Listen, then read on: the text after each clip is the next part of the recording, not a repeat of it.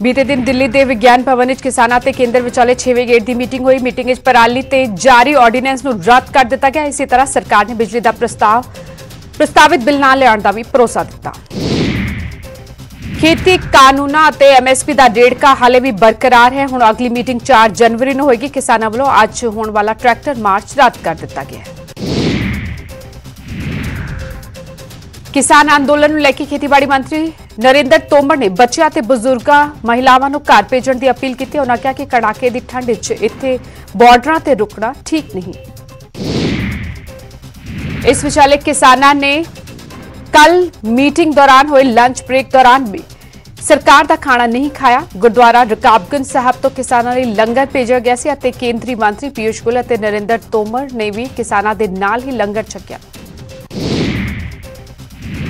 दिल्ली दी सरहदां ते किसानां दे अंदोलन दा 36वां दिन टिकरी बॉर्डर ते मुड़ तो 11 किसान भुख हड़ताल ते बैठ गए ने।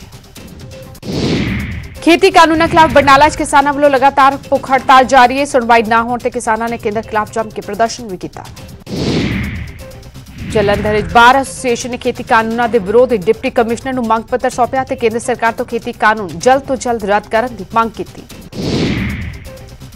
किसानों दी मंगां पूरीआं होण लई बटाला पन बस डिपो विच अखंड पाठ साहब आरंभ किए गए। इस मौके खेती कानूनों नूं छेती तो छेती रद्द करने लई अरदास की गई। धूरी तो विधायक दलबीर सिंह गोल्डी अपने साथियों नाल पैदल ही दिल्ली लई रवाना हो गए। उन्होंने कहा कि मैं विधायक होने तो पहला किसान दा पुत्तर हाँ। पंजाबी गायक जैजी बी भी किसानां दे धरने में शामिल होने लई सिंघू बॉर्डर पहुंचे। इस मौके उन्होंने गाना गा के अपने उस्ताद कुलदीप माणक नूं श्रद्धांजलि दी। लोक इंसाफ पार्टी मुखी सिमरजीत बैंस 31 दिसंबर यानी कि आज की रात सिंघू बॉर्डर ते कीर्तन समागम कराउणगे अते दिल्ली मोर्चे की फतेह लई इस दौरान अरदास की जाएगी। कुंडली बॉर्डर ते धरने च बैठे पंजाब के एक देसी हकीम ने लोगों का इलाज शुरू करता है। जोड़ों के दर्द से पीड़ित लोग इलाज कराउण इस शख्स को पहुंच रहे हैं। होशियारपुर एक एनआरआई लाड़े ने भी किसानों की हिमायत की। लाड़ा अपनी गड्डी ते किसानी झंडे लगा विआह कराउण पहुंचा।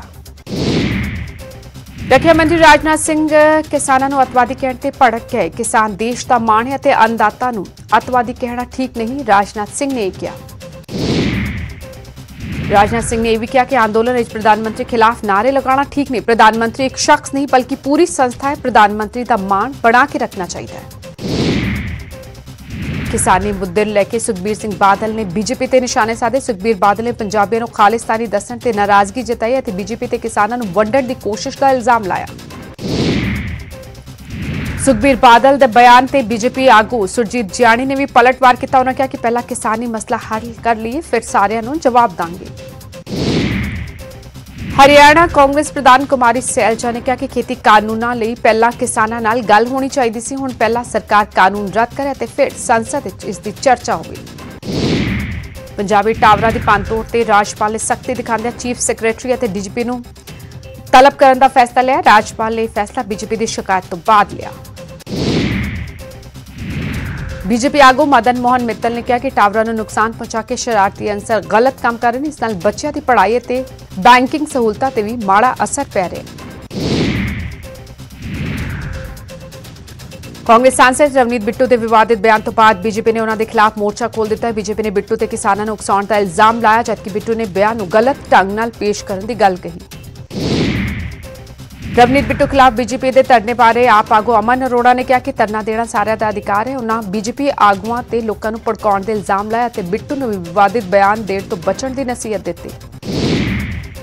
फरीदकोट बीजेपी वर्करां ने कांग्रेसी सांसद रवनीत बिट्टू के खिलाफ रोस प्रदर्शन किया। बिट्टू ते बीजेपी के खिलाफ बयानबाजी करने के इल्जाम लाए गए। जलंधर विच भी बीजेपी वर्करां ने रवनीत बिट्टू खिलाफ मोर्चा खोलिया ते पुतला साड़ के उन्होंने खिलाफ रोस प्रदर्शन किया गया। उधर लुधियाना भारतीय मुक्ति मोर्चा के वर्करां ने रवनीत बिट्टू की रिहाइश के बाहर प्रदर्शन किया। धरनाकारियों ने कहा कि विवादित बयान देके बिट्टू देश का माहौल खराब करना चाहते हैं। गुरदासपुर भी बीजेपी ने रवनीत बिट्टू के बयान से गुस्सा जताया। वर्करां ने जोरदार प्रदर्शन कर बिट्टू खिलाफ मामला दर्ज करने की मांग की। पंजाब कैबिनेट वालों 50,000 सरकारी नौकरियों लिए अहम फैसला लिया गया। 10 विभागों का मुड़ गठन कर रोजगार के मौके पैदा किए जाएंगे। कैबिनेट बैठक सूबे 7वां पे कमीशन लागू करने को भी मंजूरी दी गई है।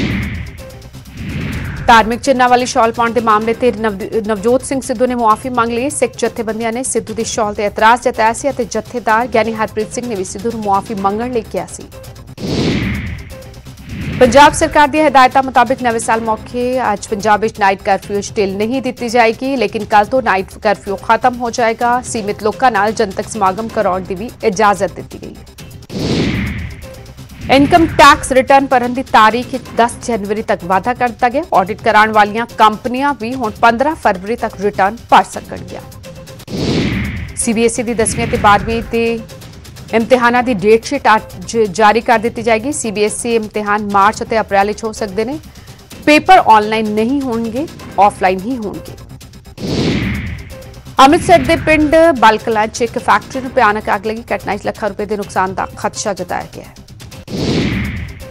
ਗੁਰਦਾਸਪੁਰ ਵਿੱਚ ਬੀਐਸਐਫ ਨੇ 10 ਪੈਕੇਟ ਹੈਰੋਇਨ ਸਮੇਤ ਕਈ ਹਥਿਆਰ ਬਰਾਮਦ ਕੀਤੇ। ਬੀਐਸਐਫ ਨੂੰ ਇਸ ਸਫਲਤਾ ਡੇਰਾ ਬਾਬਾ ਨਾਨਕ ਵਿੱਚ ਮੇਤਲਾ ਪੋਸਟ ਵਿੱਚ ਸਰਚ ਆਪਰੇਸ਼ਨ ਦੌਰਾਨ ਮਿਲੀ। ਹਲਚਲ ਦਿਸਣ ਤੇ ਬੀਐਸਐਫ ਨੇ ਫਾਇਰ ਵੀ ਕੀਤੇ। ਰੋਹਤਕ ਵਿੱਚ ਇੱਕ ਪ੍ਰੇਮੀ ਜੋੜੇ ਨੂੰ ਗੋਲੀਆਂ ਮਾਰ ਕੇ ਮੌਤ ਦੇ ਘਾਟ ਉਤਾਰ ਦਿੱਤਾ ਗਿਆ। ਮੁੰਡਾ ਕੁੜੀ ਰੋਹਤਕ ਵਿੱਚ ਕੋਰਟ ਮੈਰਿਜ ਕਰਾਉਣ ਆਏ ਸਨ। ਇਸ ਕਤਲकांड ਦਾ ਇਲਜ਼ਾਮ ਕੁੜੀ ਦੇ ਪਰਿਵਾਰ ਤੇ ਲੱਗਾ ਹੈ।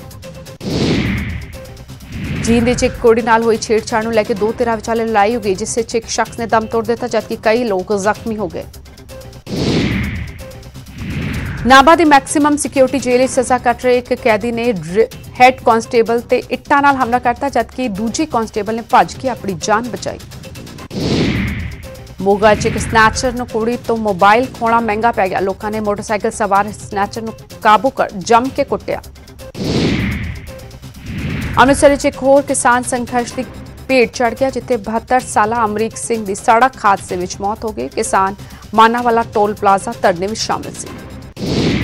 ਕਿਸਾਨੀ ਅੰਦੋਲਨ ਵਿੱਚ ਸ਼ਾਮਿਲ ਇੱਕ ਹੋਰ ਕਿਸਾਨ ਦੀ ਦਿੱਲੀ 'ਚ ਹੋਏ ਸੜਕ ਹਾਦਸੇ ਦੌਰਾਨ ਮੌਤ ਹੋ ਗਈ। ਮ੍ਰਿਤਕ ਕਿਸਾਨ ਜਗਸੀਰ ਸਿੰਘ ਮਾਨਸਾ ਦੇ ਪਿੰਡ ਪਾਦੜਾ ਦਾ ਰਹਿਣ ਵਾਲਾ ਸੀ। ਦਿੱਲੀ ਧਰਨੇ ਤੋਂ ਵਾਪਸ ਬਠਿੰਡਾ ਪਰਤ ਰਹੇ 65 ਸਾਲਾ ਕਿਸਾਨ ਨੇ ਟ੍ਰੇਨ ਵਿੱਚ ਦਮ ਤੋੜ ਦਿੱਤਾ। ਬਠਿੰਡਾ ਦੇ ਪਿੰਡ ਅਬਲੂ ਦਾ ਰਹਿਣ ਵਾਲਾ ਮ੍ਰਿਤਕ ਬਲਦੇਵ ਸਿੰਘ 1 ਮਹੀਨੇ ਤੋਂ ਦਿੱਲੀ ਧਰਨੇ ਤੇ ਡਟਿਆ ਹੋਇਆ ਸੀ। ਪਾਣੀਪਤ ਵਿੱਚ ਇੱਕ ਤੇਜ਼ ਰਫ਼ਤਾਰ ਕਾਰ ਨੇ ਪੈਦਲ ਜਾ ਰਹੇ ਦੋ ਨੌਜਵਾਨਾਂ ਨੂੰ ਟੱਕਰ ਮਾਰ ਦਿੱਤੀ, ਜਿਸ ਕਾਰਨ ਉਹ ਨਹਿਰ ਵਿੱਚ ਡਿੱਗ ਗਿਆ, ਜਿਸ ਦੀ ਭਾਲ ਜਾਰੀ ਹੈ। ਹਾਦਸੇ ਤੋਂ ਬਾਅਦ ਬੇਕਾਬੂ ਹੋਈ ਕਾਰ ਵੀ ਨਹਿਰ ਵਿੱਚ ਜਾ ਡਿੱਗੀ। ਕਾਰ ਸਵਾਰ ਤਿੰਨੇ ਨੌਜਵਾਨ ਨਹਿਰ ਵਿੱਚੋਂ ਨਿਕਲ ਕੇ ਮੌਕੇ ਤੋਂ ਭੱਜ ਗਏ। ਅੰਮ੍ਰਿਤਸਰ 'ਚ ਚੱਲੀ ਗੋਲੀ ਦੀ ਸੀਸੀਟੀਵੀ ਫੁਟੇਜ ਸਾਹਮਣੇ ਆਈ, ਜਿਸ ਵਿੱਚ ਖੁਦ ਨੂੰ ਪੀੜਿਤ ਦੱਸਣ ਵਾਲੀ ਧਿਰ ਹਥਿਆਰ ਲੈ ਕੇ ਘੁੰਮਦੀ ਨਜ਼ਰ ਆ ਰਹੀ। ਪੁਲਿਸ ਨੇ ਦੋਹਾਂ ਧਿਰਾਂ ਤੇ ਮਾਮਲਾ ਦਰਜ ਕਰ ਲਿਆ। ਰੋਪੜ ਪੁਲਿਸ ਨੇ ਵਾਹਨ ਚੋਰੀ ਕਰਨ ਵਾਲੇ ਇੱਕ ਸ਼ਖਸ ਨੂੰ ਕਾਬੂ ਕਰ ਲਿਆ। ਮੁਲਜ਼ਮ ਦੀ ਪਛਾਣ ਪਰਮਜੀਤ ਵਜੋਂ ਹੋਈ ਹੈ, ਜਿਸ ਕੋਲ ਚੋਰੀ ਦੇ 10 ਮੋਟਰਸਾਈਕਲ ਅਤੇ 3 ਮੋਬਾਈਲ ਬਰਾਮਦ ਕੀਤੇ ਗਏ। ਅੰਮ੍ਰਿਤਸਰ ਵਿੱਚ ਵੜਨਾ ਕਾਰ ਲੁੱਟਣ ਦੇ ਮਾਮਲੇ 'ਚ ਪੁਲਿਸ ਨੇ ਗਿਰੋਹ ਦੇ ਇੱਕ ਮੈਂਬਰ ਨੂੰ ਕਾਬੂ ਕਰ ਲਿਆ। ਇਹ ਸ਼ਖਸ ਆਪਣੇ ਸਾਥੀਆਂ ਨਾਲ ਮਹਿੰਗੀਆਂ ਕਾਰਾਂ ਲੁੱਟਦਾ ਸੀ, 85,000 ਵਿੱਚ ਅੱਗੇ ਵੇਚ ਦਿੰਦਾ ਸੀ। ਪਠਾਨਕੋਟ ਪੁਲਿਸ ਨੇ 4800 ਨਸ਼ੀਲੀ ਗੋਲੀਆਂ ਸਮੇਤ 2 ਲੋਕਾਂ ਨੂੰ ਕਾਬੂ ਕੀਤਾ। ਦੋਹਾਂ ਕੋਲੋਂ 2 ਲੱਖ ਤੋਂ ਵੱਧ ਦੀ ਡਰੱਗ ਮਨੀ ਵੀ ਬਰਾਮਦ ਹੋਈ। ਪਾਣੀਪਤ ਦੇ ਸੈਕਟਰ 13 ਤੇ 17 ਵਿੱਚ ਇੱਕ ਮਹਿਲਾ ਨੇ ਲੋਕਾਂ ਨਾਲ ਕਰੀਬ 80 ਕਰੋੜ ਦੀ ਠੱਗੀ ਮਾਰੀ। ਲੋਕਾਂ ਨੇ ਇਲਜ਼ਾਮ ਲਾਇਆ ਕਿ ਮਹਿਲਾ ਨੇ ਜ਼ਿਆਦਾ ਵਿਆਜ ਦਾ ਲਾਲਚ ਦੇ ਕੇ ਦੁਬਈ ਦੀ ਕੰਪਨੀ 'ਚ ਉਹਨਾਂ ਦਾ ਪੈਸਾ ਨਿਵੇਸ਼ ਕਰਾਇਆ ਤੇ ਹੁਣ ਨਾ ਉਹਨਾਂ ਨੂੰ ਵਿਆਜ ਮਿਲ ਰਿਹਾ ਤੇ ਨਾ ਹੀ ਉਹਨਾਂ ਦਾ ਪੈਸਾ ਵਾਪਸ ਮਿਲ ਰਿਹਾ। ਉਨ੍ਹਾਂ 'ਚ ਕੋਰੋਨਾ ਹਦਾਇਤਾਂ ਦੀ ਜੰਮ ਕੇ ਧੱਜੀਆਂ ਉਠਾਈਆਂ ਗਈਆਂ। ਬਾਜ਼ਾਰਾਂ 'ਚ ਲੋਕਾਂ ਦੀ ਭੀੜ ਉਮੜੀ ਅਤੇ ਵੱਡੀ ਗਿਣਤੀ 'ਚ ਲੋਕ ਸੋਸ਼ਲ ਡਿਸਟੈਂਸਿੰਗ ਭੁੱਲ ਗਏ। ਸ਼ਿਮਲਾ 'ਚ ਮਾਪਿਆਂ ਨੇ ਫੀਸਾਂ ਦੇ ਮਾਮਲੇ 'ਚ ਨਿੱਜੀ ਸਕੂਲਾਂ ਦੇ ਖਿਲਾਫ ਡੀਸੀ ਨੂੰ ਮੰਗ ਪੱਤਰ ਸੌਂਪਿਆ। ਟਿਊਸ਼ਨ ਫੀਸ ਤੋਂ ਇਲਾਵਾ ਹੋਰ ਫੀਸ ਲੈਣ ਤੇ ਰੋਕ ਲਗਾਉਣ ਦੀ ਮੰਗ ਕੀਤੀ ਗਈ। ਫਰੀਦਾਬਾਦ ਵਿੱਚ ਪ੍ਰਸ਼ਾਸਨ ਵੱਲੋਂ ਦੁਕਾਨਾਂ ਤੋੜੀਆਂ ਜਾਣ ਤੋਂ ਬਾਅਦ ਦੁਕਾਨਦਾਰਾਂ ਨੇ ਡੀਸੀ ਨੂੰ ਮੰਗ ਪੱਤਰ ਸੌਂਪਿਆ। ਪ੍ਰਸ਼ਾਸਨ ਦੀ ਇਸ ਕਾਰਵਾਈ ਨਾਲ 400 ਤੋਂ ਵੱਧ ਦੁਕਾਨਦਾਰ ਬੇਰੁਜ਼ਗਾਰ ਹੋ ਗਏ ਨੇ। ਬੱਲਭਗੜ੍ਹ ਵਿੱਚ ਪ੍ਰਾਈਵੇਟ ਸਕੂਲ ਐਸੋਸੀਏਸ਼ਨ ਨੇ ਰੋਸ ਪ੍ਰਦਰਸ਼ਨ ਕੀਤਾ। ਐਸੋਸੀਏਸ਼ਨ ਨੇ 8ਵੀਂ ਤੱਕ ਸਕੂਲ ਖੋਲ੍ਹਣ ਦੀ ਮੰਗ ਕੀਤੀ। ਐਸੋਸੀਏਸ਼ਨ ਨੇ 4 ਜਨਵਰੀ ਤੱਕ ਫੈਸਲਾ ਨਾ ਹੋਣ ਤੇ ਵੱਡਾ ਕਦਮ ਚੁੱਕਣ ਦੀ ਚੇਤਾਵਨੀ ਦਿੱਤੀ। ਚਰਖੀ ਦਾਦਰੇ ਛੋਟਾ ਵਿਭਾਗ ਨੇ ਕਈ ਮਕਾਨਾਂ ਨੂੰ ਤੋੜਨ ਲਈ ਨੋਟਿਸ ਜਾਰੀ ਕੀਤੇ ਨੇ, ਜਿਸ ਤੋਂ ਪਰੇਸ਼ਾਨ ਲੋਕਾਂ ਨੇ ਡੀਸੀ ਕੋਲ ਪਹੁੰਚ ਕੀਤੀ ਅਤੇ ਇਨਸਾਫ ਦੀ ਗੁਹਾਰ ਲਗਾਈ। ਹਰਿਆਣਾ ਜਨ ਚੇਤਨਾ ਪਾਰਟੀ ਦੀ ਸ਼ਕਤੀ ਰਾਣੀ ਸ਼ਰਮਾ ਨੇ ਅੰਬਾਲਾ ਨਗਰ ਨਿਗਮ ਚੋਣ ਜਿੱਤ ਲਈ ਹੈ। ਸਾਬਕਾ ਕੇਂਦਰੀ ਮੰਤਰੀ ਵਿਨੋਦ ਸ਼ਰਮਾ ਦੀ ਪਤਨੀ ਸ਼ਕਤੀ ਰਾਣੀ ਅੰਬਾਲਾ ਦੀ ਮੇਅਰ ਬਣਨ ਵਾਲੀ ਪਹਿਲੀ ਮਹਿਲਾ ਹੈ, ਜਿਨ੍ਹਾਂ ਬੀਜੇਪੀ ਦੀ ਉਮੀਦਵਾਰ ਵੰਦਨਾ ਸ਼ਰਮਾ ਨੂੰ ਹਰਾਇਆ। ਹਾਂਸੀ ਦੀ ਕਲਾਨਾ ਨਗਰ ਕੌਂਸਲ ਚੋਣਾਂ 'ਚ ਆਜ਼ਾਦ ਉਮੀਦਵਾਰ ਸੁਸ਼ੀਲ ਸਾਹੂ ਨੇ ਜਿੱਤ ਦਾ ਝੰਡਾ ਲਹਿਰਾਇਆ। ਉਨ੍ਹਾਂ ਬੀਜੇਪੀ ਅਤੇ ਜੇਜੇਪੀ ਦੇ ਉਮੀਦਵਾਰ ਮਹਿੰਦਰ ਸੋਨੀ ਨੂੰ 419 ਵੋਟਾਂ ਨਾਲ ਹਰਾਇਆ। पंचकूला ਦੇ ਵਾਰਡ ਨੰਬਰ 1 ਤੋਂ ਬੀਜੇਪੀ ਉਮੀਦਵਾਰ ਨਰਿੰਦਰਪਾਲ ਲੁਬਾਣਾ ਨੇ ਜਿੱਤ ਦਰਜ ਕੀਤੀ। ਉਹਨਾਂ ਆਜ਼ਾਦ ਉਮੀਦਵਾਰ ਨੂੰ 50 ਵੋਟਾਂ ਦੇ ਫਰਕ ਨਾਲ ਹਰਾਇਆ। ਬਾਲੀਵੁੱਡ ਅਦਾਕਾਰ ਸੋਨੂ ਸੂਦ ਦੀ ਮਾਂ ਪ੍ਰੋਫੈਸਰ ਸਰੋਜ ਸੂਦ ਦੇ ਨਾਂ ਤੇ ਮੋਗਾ ਦੇ ਦਸ਼ਹਿਰਾ ਗਰਾਊਂਡ ਦਾ ਨਾਂ ਰੱਖਿਆ ਗਿਆ, ਜਿਸ ਦਾ ਉਦਘਾਟਨ ਵਿਧਾਇਕ ਹਰਜੋਤ ਕਮਲ ਅਤੇ ਡੀਸੀ ਸੰਦੀਪ ਹੰਸ ਨੇ ਕੀਤਾ। ਸੁਨਾਮ ਦੇ ਸਿਵਲ ਹਸਪਤਾਲ ਵਿੱਚ ਫੈਲੀ ਗੰਦਗੀ ਕਾਰਨ ਲੋਕ ਪਰੇਸ਼ਾਨ ਨੇ। ਹਸਪਤਾਲ ਦਾ ਦੌਰਾ ਕਰ एसडीएम ने अधिकारियों को फटकार लगे और तुरंत सफाई करवाई। पटियाला चल रही जूडो अकेडमी वड्डी गिणती बच्चे सिखलाई लै रहे हैं। इस ट्रेनिंग लैके कई खिडारी सूबे और देश का नाम रोशन कर चुके हैं। इस अकेडमी SP ओबराय का विशेष योगदान है। कोरोना कारण पंजाब में रात का कर्फ्यू लग गया, इसलिए नवे साल मौके होटलों च रात के जश्न नहीं मनाए जाएंगे। इस नाल जलंधर के होटल कारोबारी निराश नजर आए। चंबा च पई भारी बर्फबारी नाल ठंड वध गई है। ठंड तो बचण लई लोकां ने अग दा सहारा लिया। पटियाला विच संघनी धुंध कारण तापमान विच गिरावट दर्ज की गई। वाहन चालकां नूं सड़कां ते परेशानियां दा सामना करना पिया।